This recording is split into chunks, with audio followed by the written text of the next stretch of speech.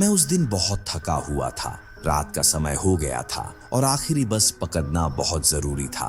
बिना देर किए मैं बस स्टॉप तक चला गया। वहां चारों तरफ सन्नाटा था, कोई भी इंसान नजर नहीं आ रहा था। मैं एक बेंच पर बैठ गया और अपनी 5 नंबर की बस का इंतजार करने लगा। करीब 20 मिनट बीत गए। मेरी आंखें बार बार घड़ी की तरफ जा रही थीं। अब मैंने लगभग घर लौटने की उम्मीद छोड़ दी थी। आधी रात का समय था और अजीब सी ठंड बढ़ने लगी थी। तभी कोने से एक बस दिखाई दी। मेरे दिल में थोड़ी राहत हुई। नंबर 5, यही है मेरी बस। बस के अंदर 4 लोग बैठे थे। एक बूढ़ी औरत, एक जोड़ा जो आपस में बातें कर रहा था और एक नशे में धुत आदमी जो सबसे पीछे वाली सीट पर सोया हुआ था। ड्राइवर ने बड़ी लापरवाही से गाड़ी रोकी। उसने मुझे अंदर आने का भी इंतजार नहीं किया और गैस पर पैर रख दिया। मेरा पैर लगभग कुचल ही जाता। मैं जल्दी से अंदर गया, कुछ सिक्के ड्राइवर की शेल्फ पर रखे और पहली खाली मिलने वाली सीट पर बैठ गया। सीट दरवाजे के पास थी। सिर कांच के सहारे टिकाया और बस के हल्के से झटकों और आवाजों में सोने की कोशिश करने लगा। लेकिन सोने से पहले ही मैंने महसूस किया कि बस धीमी हो रही है और फिर रुक गई।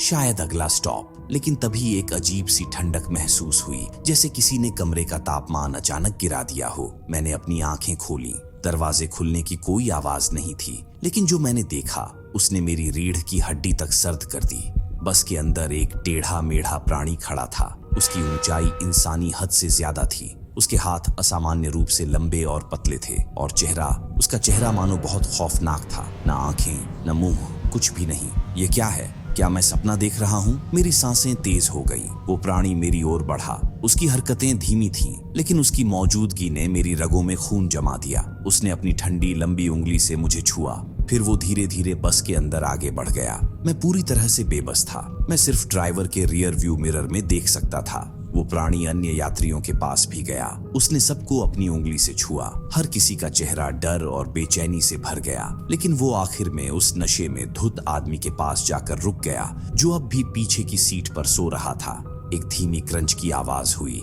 जैसे हड्डियां टूट रही हों।